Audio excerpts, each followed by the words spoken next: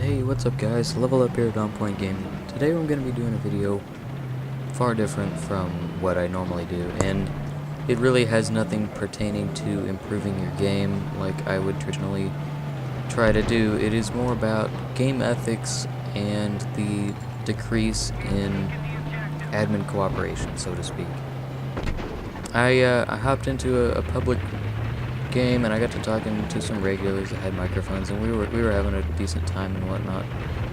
But it never, like, we were talking to the admin because it was just sort of a steamroll. It wasn't this game, it was several games before. This one was actually pretty darn close.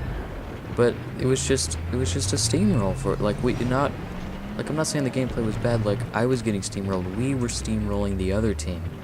It was just bad, and we were trying to tell him to balance the server out to make it more competitive and more interesting, and he's like, well, you're winning, you have nothing to complain about.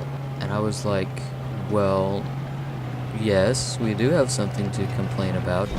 And it's just has become obvious to me that the average player thinks that winning is all it comes down to. And while it is awesome to win, yes, but like, if you didn't struggle for that victory, then it's not as rewarding. Like, losing 3 times to win the one time that you win feels very special because you've had to fight it out to get your victory, you know?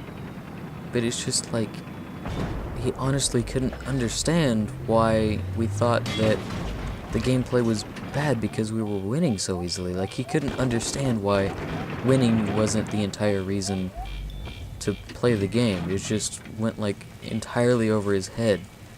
And eventually we did convince him to balance the teams out, and we had some interesting gameplay, which was this round. But just, I'm kind of saddened to see that players have kind of stooped to this level where if you're winning, what does it matter? Like, just, it doesn't make any sense. Like, it's the same people that use the USAS 12 or the DAO 12 in the close quarter domination maps. Like, obviously that is the gun to use, so obviously you're going to do pretty well with them. Like, those people are like, well, if you're winning, it doesn't make a difference. Like, they just can't understand what it means to have to fight for a victory. So that was just sort of the inspiration for this video. Like, just bad communities, kind of just like an upside down smile, so to speak. It's just almost depressing, and